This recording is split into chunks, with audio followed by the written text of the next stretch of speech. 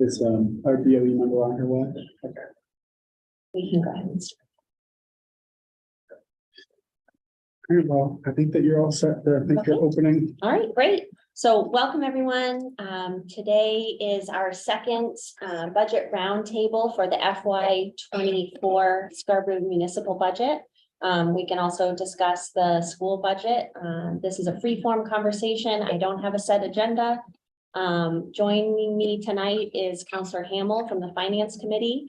And momentarily, I believe School Board Chair Shannon Lindstrom will be joining us. And so I'm just, so pleased to have community engagement, and we are here to answer your questions and take a deeper dive into any parts of the budget that you're interested in talking about. And we have some staff support here. So at this point, will just turn it over to anyone who would like to kick us off with the first question. Well, this is me. Go for it, Nina. Well, I tell you, first of all, thank you for all this work. Second of all, it's unbelievable how transparent you are all being with all these meetings. And it's sad that there are only 3 of us here, maybe there are more, but anyway, thank you very much. I was curious, because I didn't go through all these pages, I just couldn't. The state gave $1 million to the town, and I'm wondering, what is that shown in the budget, and what is that money going to be used for? Yeah, so are we talking about The COVID money, wasn't it COVID money? Or was it ARPA funding? ARPA. yeah, our Yeah. funding? That was the federal government. And it was a little over 2.2 million that we received. We directed those funds for a variety of purposes. We ended up buying 2 new ambulances that otherwise would have been funded with rescue revenue. Revenue generated through ambulance transports, things like that. And it was actually a very applicable purpose for it, because we actually saw a pretty considerable decline in our rescue revenue during the pandemic. A lot of people weren't calling for services. It was just a real decline. So those were 2 of the purposes. We funded a capital project. We did I believe it was a Spurwink Road project. About $800,000 was allocated to that. We also used it for some pandemic COVID related pay, kind of hazard pay for our public safety personnel back at the beginning of the pandemic. And then there were a few smaller projects. There was some ballot booths that we had to replace. There was an electronic sign at Town Hall we had to replace. And there may have been one other some IT equipment through the pandemic, so essentially we've allocated and or spent all of those funds at this point.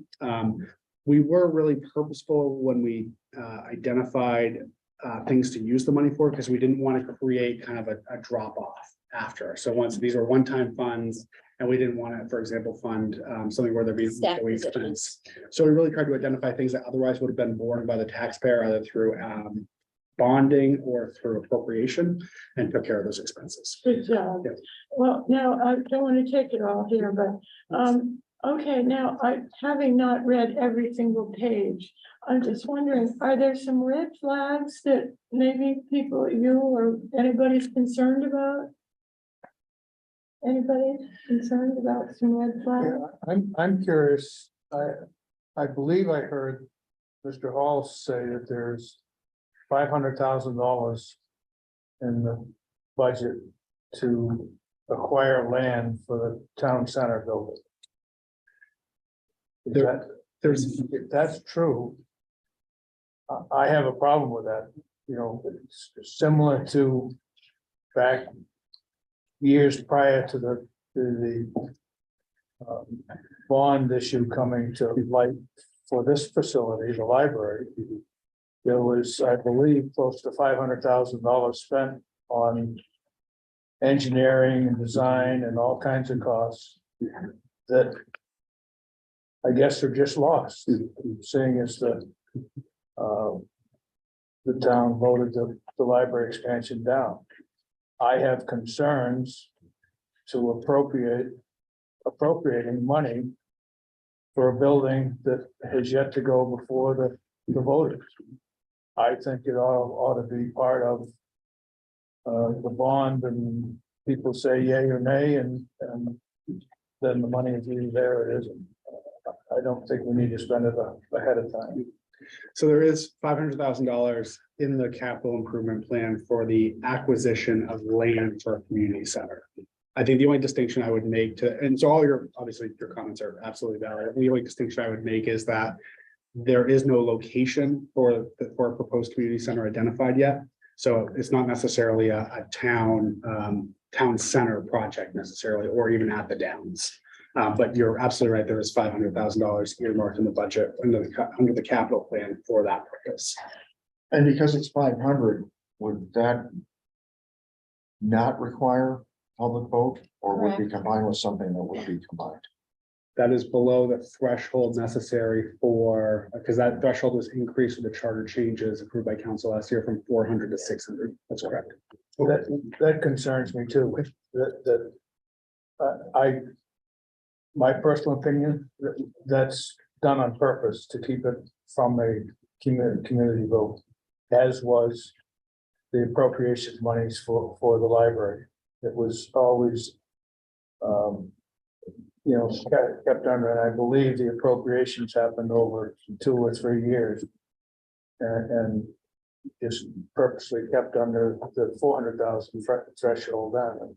I just, in my blunt English, that's deceptive, I believe.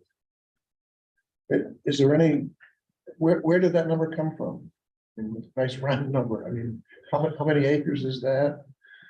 And Yeah, I think it's something that will be flushed out through the budget review process. I don't have an answer for that at this point. I'm sure if it was something discussed with the finance committee chair, or if it was something that just got elevated in the, but I'll write that question down. I had those 2 things circled. I had that circled under the capital request on page 26. It seemed, I was wondering whether it was a duplication or not, from other funds. But also I had 35 million for the 5-year plan total cost. Because the timing effect of this is different, so the 500. Okay, I guess we had that in this year's budget request, but some of these budget requests in the 5-year plan are spaced out over the next 5 years, most of them don't occur in this current fiscal year. Well, go ahead, Steve. what page is that on? Page 26. And it's about halfway down on it's under community services projects. I was looking at page 23, which is the summary of the whole 5-year capital budget plan. Right. I was really glad to see it, because I think this is the first time I've seen anything in print that brings all the projects together and a timing. And the number is $230 million. And that's a big number. And like I said, I'm glad to see it finally in print. Some of the numbers, I believe, are probably understated. So I think it's fair to round this up to $250 million over 5 years, which is an astounding amount of money for this town. When you consider our debt has ranged from 80 to 100 million recently. It's a little artificially low at the moment, but I mean, I hope this is the basis for a real discussion of financial affordability of the whole 5-year plan. I mean, and what does it mean for taxes? I mean, I don't, $500,000 for the land is a drop in the bucket, but it's part of an incredible ask here. And how we can commit to even a mere $500,000 without having some sense that this 5-year plan is anywhere realistic. It might be good to know that this is slated for discussion formally on Wednesday, May 24th. So it gives us an even 30 days. to discuss it further. We haven't had a crack at it yet. No, this That's is gonna be- great. And this is, to me, this is the point of the roundtables. And, you know, when we were talking about the scheduling of this conversation, it was, you know, does it feel premature to have the conversation before the finance committee has had their public discussion and taken a crack at it? But for me, as a counselor, and other people who will hopefully go back and watch this who aren't here to attend, it gives us a sense of where the community's at, what conversations they would definitely like to see us have as a body in public, you know, issues that they don't want to see slide through. And so if something like this, you know, is a concern for constituents, then I want that raised at these roundtables, because then when this conversation, and Dawn, that was super helpful to let us know the date of the meeting. And May 24th, you said? May 24th, 5 to 8. Okay, perfect. And that also includes the public safety goes at 5 to 6, but 2 hours is devoted to capital equipment and projects. And I think, Steve, to your point too, about this being the first time that this has been captured kind of in this way, where everything has a dollar amount. And I think that speaks to some of the challenges we had last year, with large capital projects being used as placeholders, but not having a dollar amount assigned to them. And so I would definitely be curious to hear in terms of just the development process, you know, where they're getting some of these numbers also. But I also think that the fact that there are even numbers here speaks to the fact that somebody was listening when we said, well, we can't just have a capital plan that has things like library and community center on it, because what are we actually planning for? The only thing I would add to that, if I Go could, for it. putting the number for the school in at what, 137, 137.5. and putting it all in 1 year, I mean, really makes the thing look kind of foolish. I mean, and I would hope that can be refined a little and be somewhat more practical. Sure, and to your point, we're not gonna bond and start paying for $500,000 for land all in one, you know, lump sum either. And so figuring out how to represent the timing of what the debt looks like is important. That came up during I sat in on the school committee's budget meetings, and that was a key question.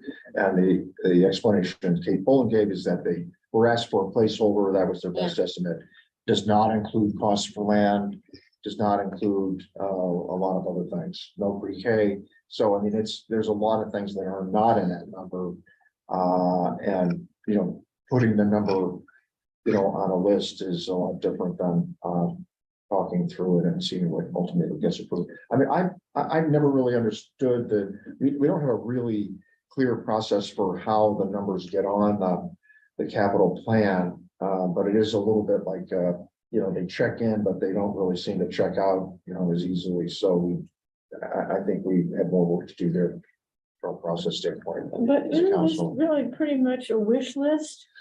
I mean, all of these things, maybe shouldn't even be on there. Yeah, and you may recall there's work that we did, it's just already been approved by council. There was over 3 million, close to $4 million that were capital requests that had just been sitting there for years, some going back 10 years.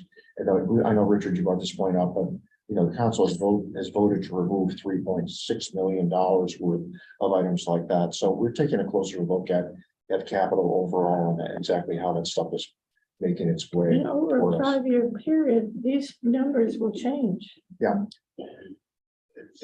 So isn't it easier to just highlight maybe 4 or 5 and work at it? And, you know, this is a huge lift.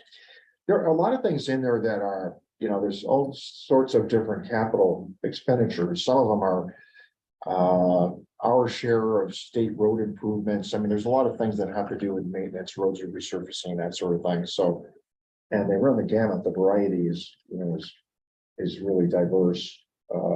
So I mean, that'll be a topic for discussion as well. Some stuff probably shouldn't be on there at all. We should be trying to spend as we go, or spend, you know, buy things with cash rather than buying things, you know, with credit, and especially as interest rates are going up. It is an evolving document and plan, just to illustrate it. We have, I'm just looking at last year's budget document. We did have that projected 5-year plan for all municipal capital budgets. So we did have that cover page. The thing that's discernibly different is that was a figure that last year was projected at 85 million. The 229 is almost fully captured by the incorporation of a $137 million school. Just one other point on that is that 85 million also included a $35 million placeholder for a community services project, which has also been revised considerably. So it's a moving figure that will change. I mean, last year, so if you remove 35 million for the community center, you're looking at about 50 million in projected capital expenses over the 5 years, opposed to the 229 that's represented today. So that's got multiple gates it's got to go through. It's got to go through a review by the finance committee, then review by the council, and then ultimately review by the public for things that are 600K and above. So, I mean, there are a lot of gates there before this is something that's going to happen. But isn't it important to have the big picture before you start opening gates and letting the money out? Well, right, question. and so I was gonna say, to Nina's point, like, I think in terms of looking at this and saying, this is a big lift, or, you know, this is an extensive list, can't we pare this down? I think the flip side of that coin is, I wanna see it all, right? I wanna have an idea of what every department's priorities are for the next 5 years, so that if something becomes more pressing than something else, then we have it documented and we can trace it back and say, this has been, you know, this has been a need, because when we're trying to balance priorities, you know, and something new pops up, then I think people have that initial reaction that, well, whoa, you know, you haven't been in line, you haven't been, you know, documented. And so from my standpoint, I would almost rather see kind of like the larger overwhelming list, and then know, as you know, Dawn just said, that a lot of refinements are going to take place as this list gets developed, and municipal planning over 5 years is, you know, I think we all are working in earnest to stick to a plan, but you know, things come up all the time that you know, make us have to pivot for one reason or another. One thing I was going to mention, April was being modest when we did the introductions, and people have short memories, but she was the finance chair last year, you know, for the last fiscal year. It was one of the ones in which we had the lowest capital expenditure in quite a while. So she has, you know, very good familiarity with this space, and you know, feather in your cap for having a low year. And Nancy, is there anything on here for the library, or is that something that, you know, gonna be up in the space? The library's shown for 13 million for fiscal year 2026 on page 23, you know, on the cover page. So that is shown there. Like, correct me if I'm wrong, but that's kind of where it's sitting for now, right? Right, and we're hesitant to use placeholders as always, but we wanted to be sure it didn't get lost in the discussion, so that's why it's there. And I think that that Nancy and the whole team, the whole library team deserve a lot of credit for, you know, taking a pause and putting it out a year rather than having to come right back again. So I appreciate them doing that. We have somebody online with their hand up, Liam. Allison, I'm going to allow you to talk if you unmute yourself. Hey, Allison. Hi, can you hear me? Hello? You can hear me? Just nod. Yeah, okay, good. Thank you. Sorry I can't be there in person. And I agree with what's been said about the $500,000 placeholder. But one of the things that occurred to me, and maybe I'm thinking about it too much, is it possible we might have put $500,000 in the operating budget because it's below the 600 or 600,000 threshold, to be added to whatever the land costs that might go to bond? I don't think so. I don't think the intent, you know, I don't really think they went to that level in terms of splitting up. I'm not aware of any $100,000 charge that, you know, is related to that, but I could be wrong. But I think your question is, you know, is a fair one, you know, it's, those numbers, they could have been 6. Yeah, and the reason I ask is I think Mr. Hall at one of the council meetings talked about the land being 600 plus. So that's what made me, he alluded to that, I should say, you know, obviously nothing's been announced. Some of these are old numbers, I think, from the old community center ad hoc committee, but I don't know the exact origin. Okay. I don't think it was real precise, Allison. Okay, thank you. Yeah. Anything else, Allison? No, I'm good there, thank you. Sure. So can I ask a question here? Yes. Because I don't really, a lot of this I don't understand. How does the unrestricted fund balance work? It's a good question. Yes. I wish we had our CPA finance director here. Essentially your question, Nina, is you'd like to better understand the unrestricted fund balance, what those funds are made up of and how we would use that. We can get an answer for you. I'm not going to be the one to answer that question on the spot, but it's a good question. Yeah, the fund balances, there are 3 or 4 different kinds. There's unassigned, there's restricted, there's, you know, I can't even name all the other categories, but they each have specific rules. They flow from the town council policies. I can't tell you, you know, what each one means with specificity, but I can say in general, they represent cash reserves for the town, you know, in terms of what would be considered free cash that we could use in the event we had some sort of emergency or something that we needed to cover expenses, you know, for a period of time. And there's So certain, is all these things are all pooled into one balance fund? some are dedicated for specific purposes and remain there until they're expensed, you know, until they're actually used to pay for something. And we review that when we're, you know, trying to come up with, you know, what the final budget will be. There will be, you know, ultimately that number will be fixed, you know, before the budget is approved.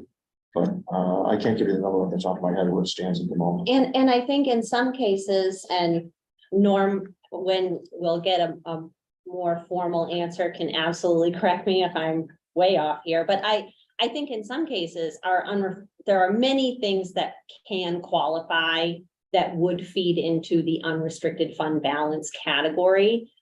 But those funds are not just kind of sitting in one bank account right now. So it's hard for us to say what the balance of our unrestricted fund balance is, because if we absolutely had to shake every piggy bank that would qualify for that account, then that would drive up the balance in that account, and we could, you know, arguably expend those funds on qualified items using unrestricted fund balance.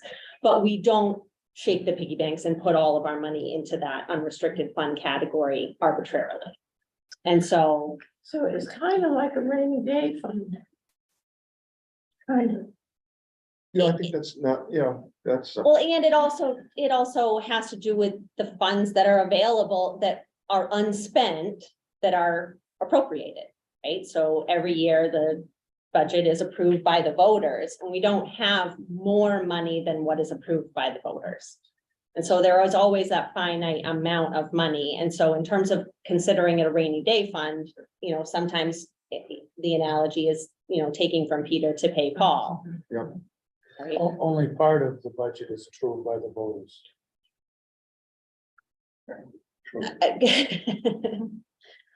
So, Nina, The school budget goes for public referendum, I'm gonna stay away from The town budget doesn't. correct?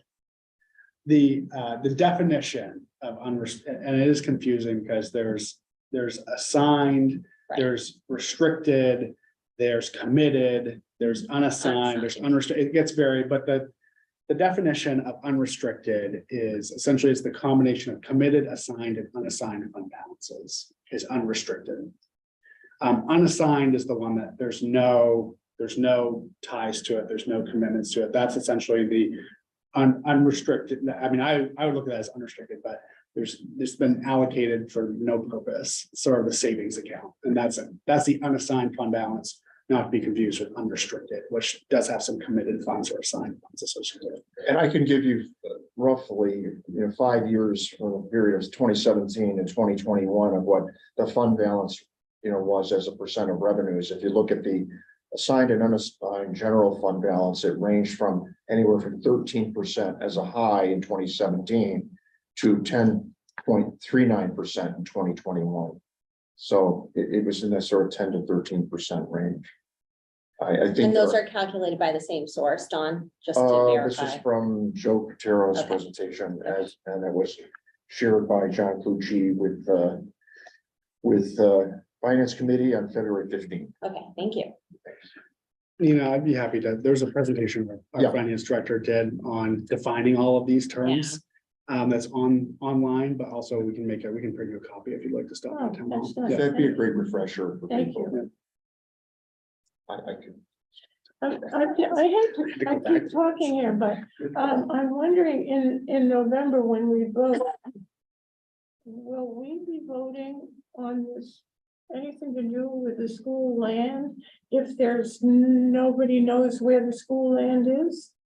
The school land announcement, so tomorrow night at 6:30, the school building committee is meeting, and on their agenda is to propose a site. Which the committee will vote, and the recommendation will go to the school board, and so very soon, the exact location will be known to the public. In 25 hours even. Well, the land will be found. So has it been decided? And I should go on the website. But has it been decided whether it'll be one big school or whether it's gonna be one big school? Yeah, so the school board voted in 2019 to put forward plans for a consolidated, we're saying unified school now, but one big school that will be a K-3 solution. I just worry about the little ones coming into a great big school. I used to be a tutor. And, it's hard, these little kids, and it's gonna be huge.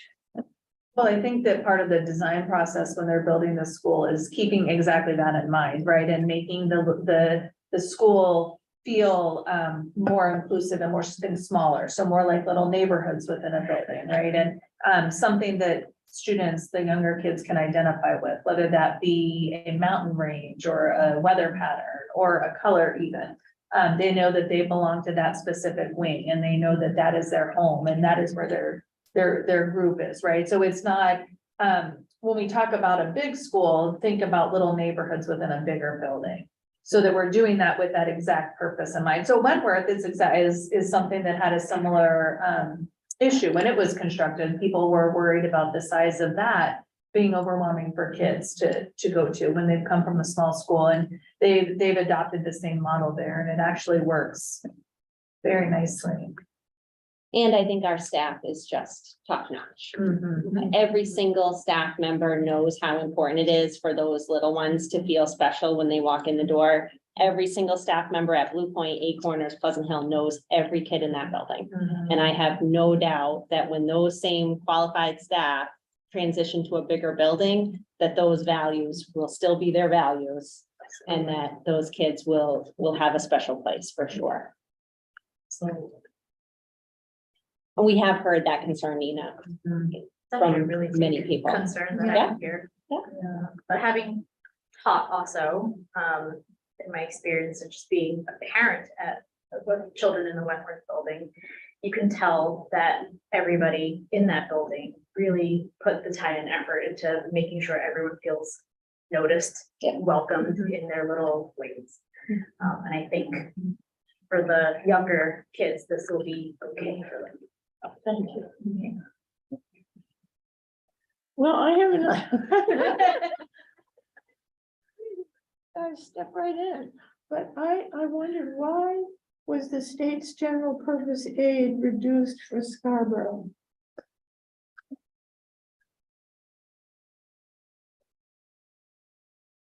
the state went through all the schools and reduced and changed this funding, but I wondered about specifically Scarborough, why?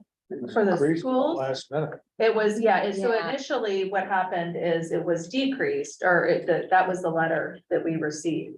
There was an error in the formula that they calculated, and so really, I want to say within an hour of, or a couple hours of Jeff and Tom giving that presentation, the budget presentation, we received notice that there was an error and that we would in fact not, we were expecting a loss. And what ended up happening is, I think the number came back at 13 million, 13 million. So not only do we not have a loss, we actually are getting more money this year. So it was very exciting.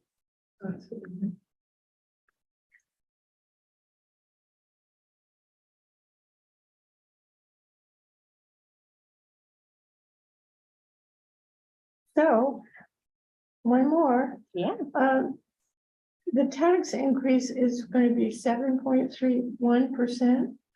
Is that right? No. What will it be? Not known yet, Not known. not until the budget's approved.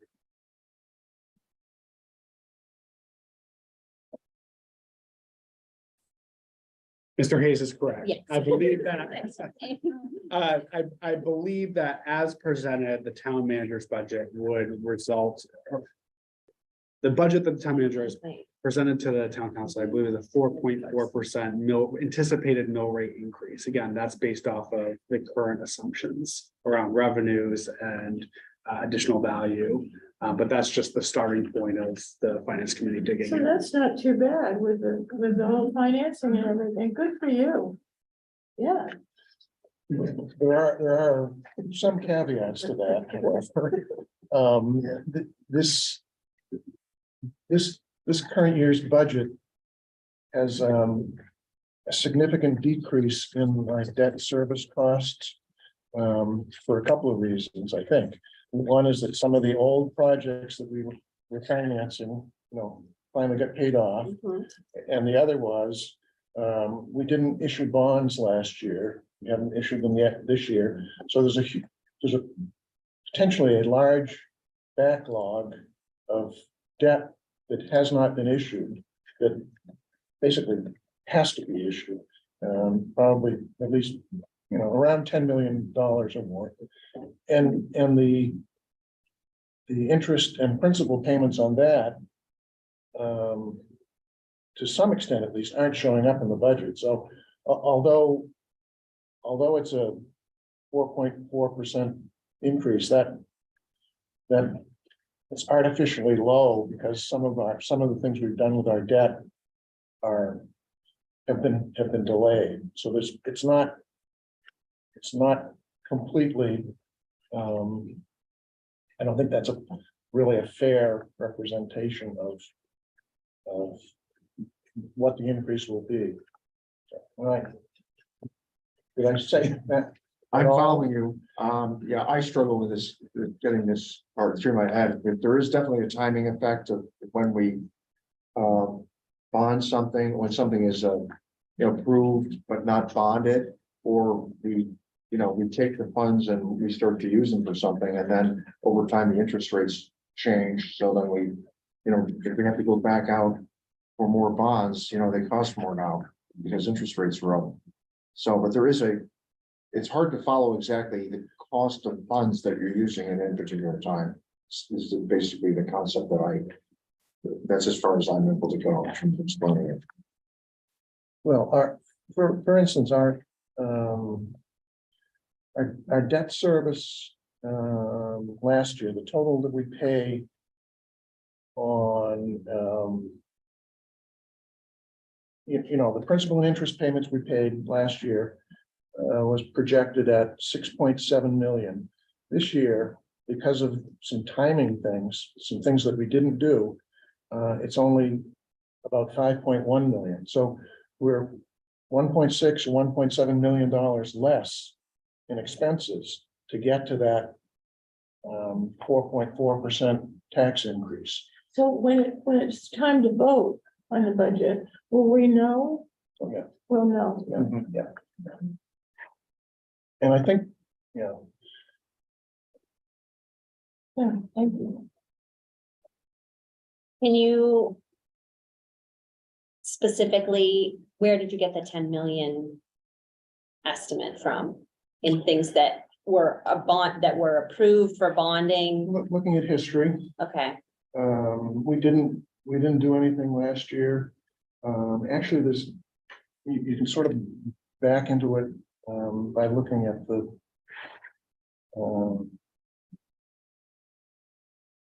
assumed interest expense. You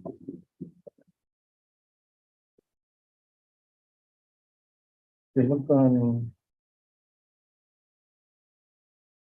It's 21, page 21. yeah, page 21, I don't know. the interest expense. The bottom of page 21, the interest expense total for the town is 1,276,000. When you look. So that's a detail of the existing debt.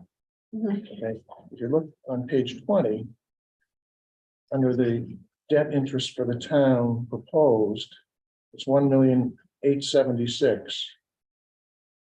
See the 1,876,000? Yep, that. The difference between that and the 1,276,000 on the other page, which is the detail, is $600,000 even of interest that got added in somehow. And I'm just, I hope that number is not. No, I think Coincidentally, six. I think somebody, well, it'd be nice if the finance director were here, and we could know for sure, but I think that includes an estimate of $600,000 of interest expense. In the budget. And I think to get that $600,000 interest expense, you issue $10 or $12 million worth of bonds. Yeah. I mean, that's a. You just did the calculations to get back to the principal amount, yeah. Yeah.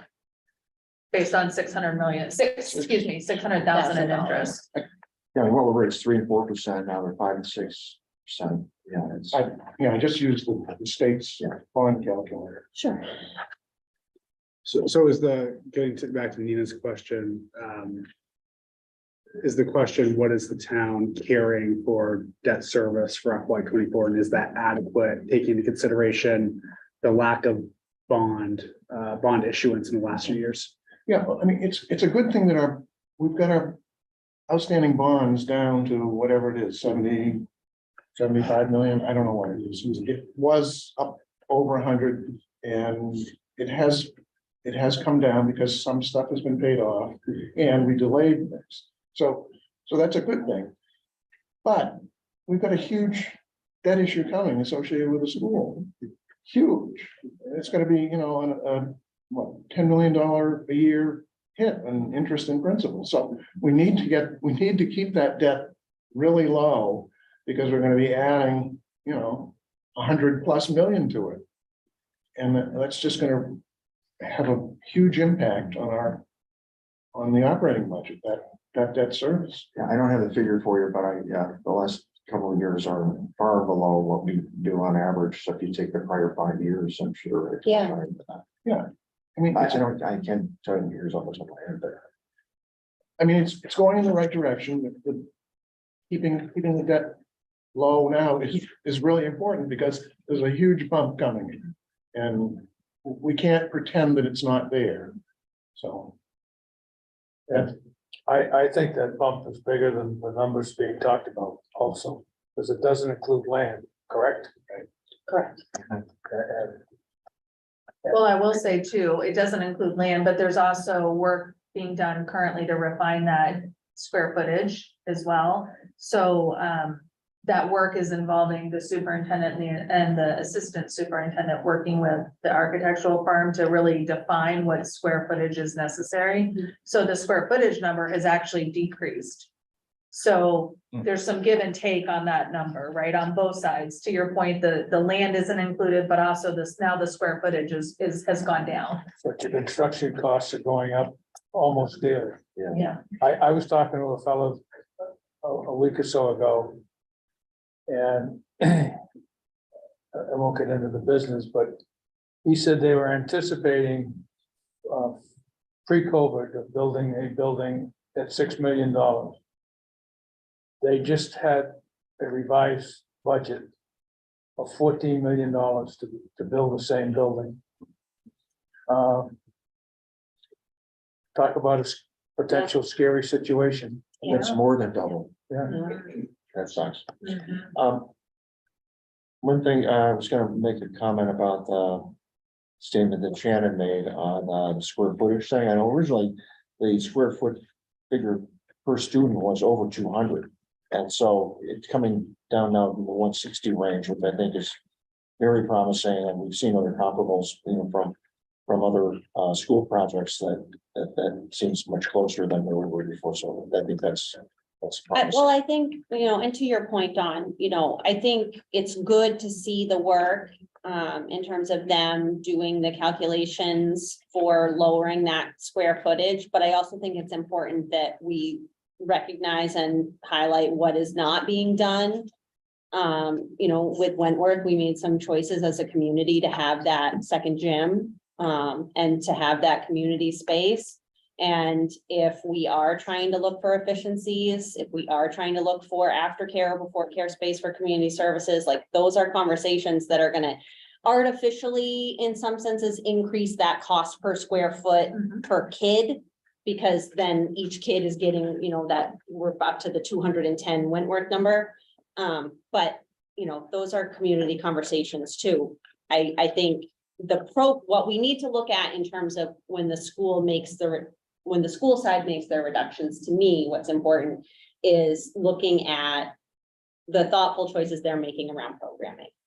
And so if they have determined that they don't need as much space for special services because they found a way to be more efficient, then those are the kind of reductions I can get behind and applaud the school department for putting in the work to do that. But I also want to be really transparent and honest with the community that if we build a school that is on the smaller side in terms of square foot per pupil, are we really going to get what we need and want out of this building?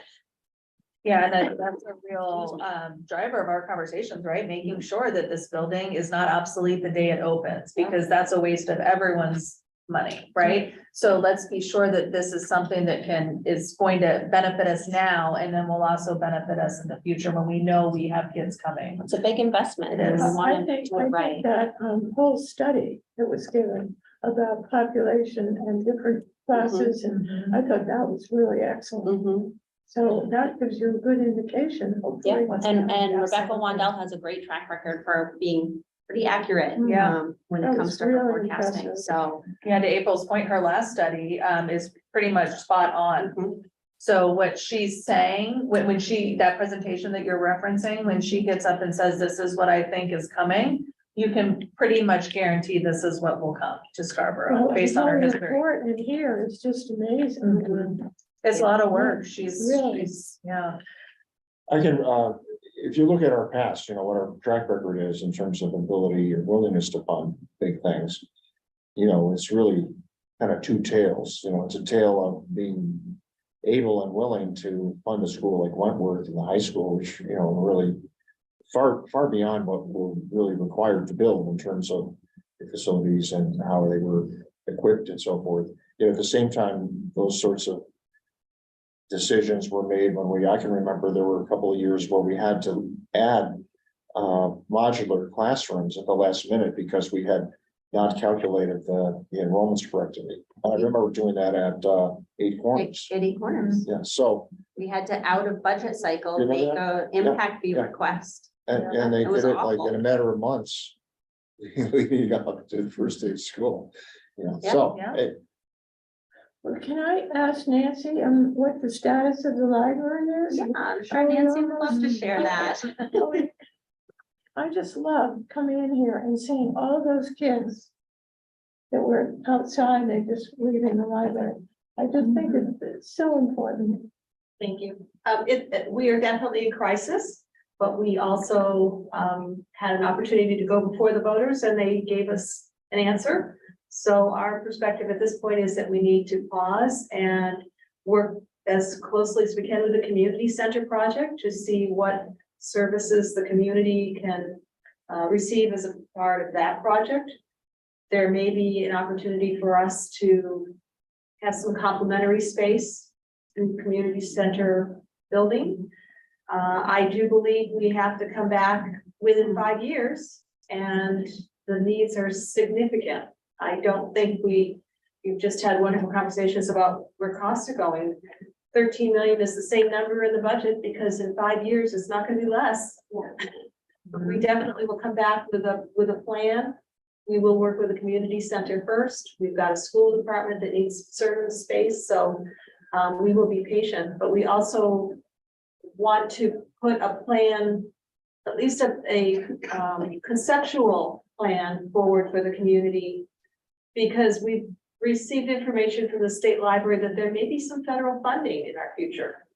And the library needs to be ready to leverage federal funds if we've got that opportunity. So that and the opportunity to do different kinds of fundraising.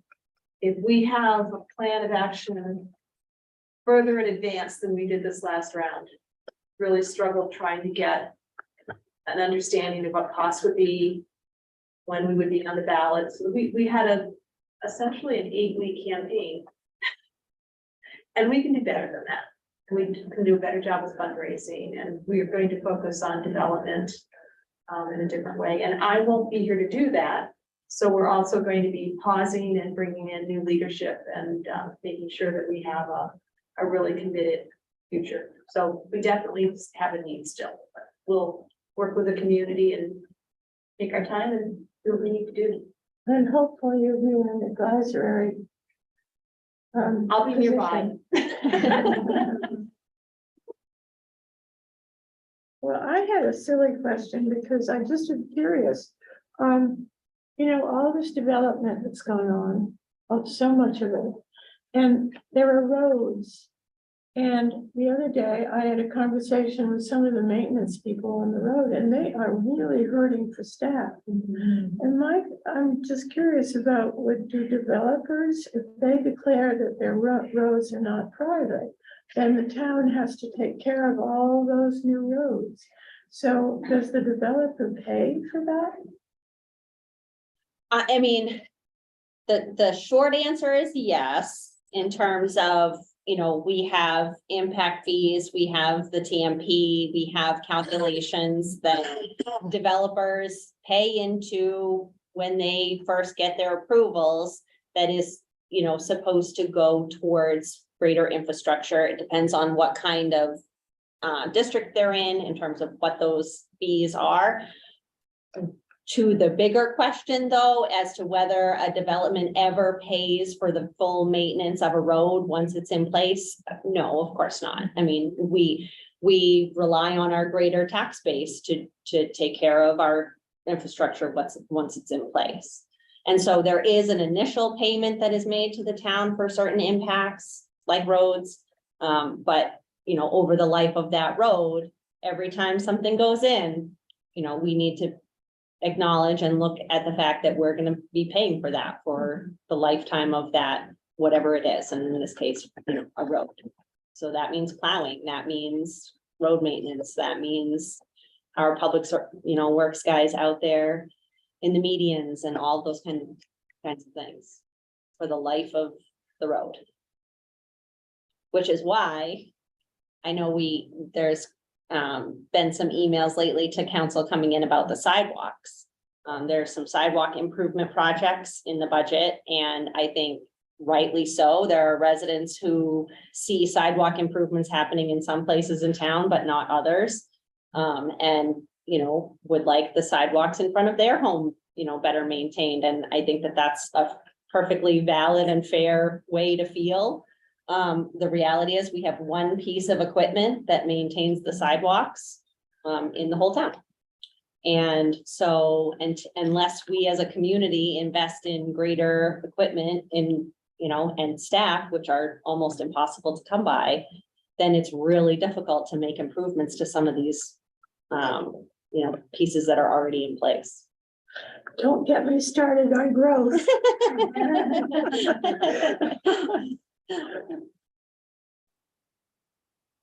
I just have a question.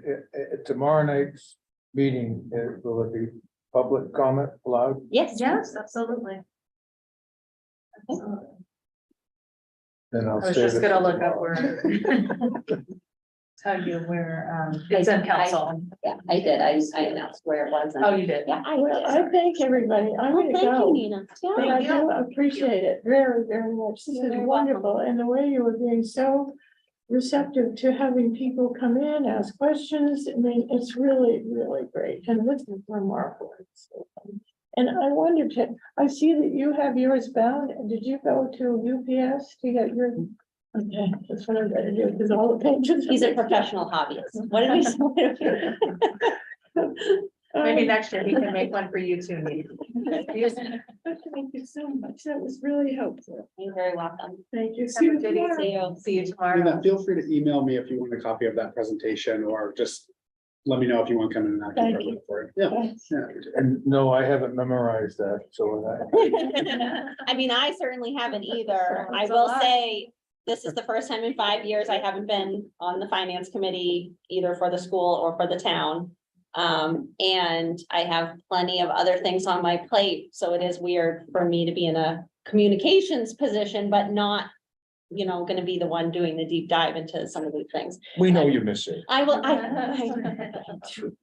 I will try to attend as many of the finance committee meetings, but man, Little League is really ramping up for my clan here. It's great late night reading, I must say. Yeah. That's right. Beat everything. Curious question, if that $500,000 that's in there for the land acquisition. If for some reason that doesn't get challenged and it goes through. It ends up in the approved budget. What then? What happens? Is there a known piece of land to be purchased? Does it just sit there? You know, I mean, I'll be transparent and say if there's a known piece of land, it's not known to me. And so I certainly don't know where, you know, to our point earlier about why five This is the hundred community thousand. center, Yeah. parcel, correct? That figure. Yeah, I mean, just like any other bond that gets appropriated or not appropriated, any other bond that gets approved by council. That does not need to go to referendum, those funds are available, and should a parcel become available, then the council would have the pre-authorization in a sense to make a move on that land. It's a fair question, though. I don't know. It does seem that would be logical to include the cost of land with the overall cost of the project, even though the timing effect may be different. Yeah, I could argue that point, but. Yeah, it's a But good idea. it's a jump ball right now, I think. yeah, I mean, as I said earlier, I just believe that land is a cost of a part of the cost of the project. Yeah, and historically, that is how we've These days, represented I it. don't know what you get for an acre, you know, of commercial property. You're looking at the wrong person. I It's couldn't even ballpark 500K it. doesn't buy you much. I don't think. Well, I hope it just ends up that it becomes. You know, because there is a committee being established to talk about the new. New thoughts on the community center and. I would certainly be against funding 500,000. Before a known outcome of what that expense, and the town has just got to be totally open about all of this expense, because not only is there, you know, $150 million school project, there's what, $50 million, as Steve said, you know, we're talking over $200 million. Mhm. I know communities are different. I know Cape Elizabeth doesn't have some of the industrial Mhm. base that Scarborough does. But they were open with their taxpayers for $100 million school project, that their taxes were gonna go up 25%. Yeah. Yeah. The only number, I've heard two numbers relative to tax base in Scarborough. One, I believe, was by Council Clucci of 8%. And I recently heard 5% somewhere. You mean for fiscal 24? And for this- No, that would be the effect of the I see. school, I see. bonding project. Yeah, And I'm sorry, I do not believe either one of those numbers are anywhere near reality. I think that I say we as a collective town have not come out with a number of modeling yet of the school project. Because as Norm is new to his position, right? And so he's been getting, I think it's kind of trial by fire. He's come in at the busy time of the year for his position, right? So, trying to be respectful of his time right now with what he has on his plate is one reason. I think once we have this land identified, we do have a finance subcommittee that is, for the building steering committee that is just formed and actually had their first meeting earlier today. So that is one of the things that committee will work closely with Tom Hall and Norm to do that modeling so that we can tell you specifically, this is the impact to the bottom line. We are very aware. We know that this is a big number and a big ask, and we know very, very much that people want to know that number. And so the sooner we can get out with that, the better. yeah, two new folks on the committee, are parents with kids in school, and one who's been here for a while, over 20 years, and one, is fairly recent to town. So it's great to have their expertise. They're both CPAs. One is a forensic accountant, for goodness sake. So, they. Steve's like, Yeah. bring on the spreadsheets. But I was reminded that when people are looking at numbers, there's no opinion that really goes into the numbers. It's kind of, the numbers are the numbers, so I'm just reminded of that, so, but there's a lot to do in 90 days. Yeah. We talked about that, but it was a good, very good first meeting, I thought, very productive.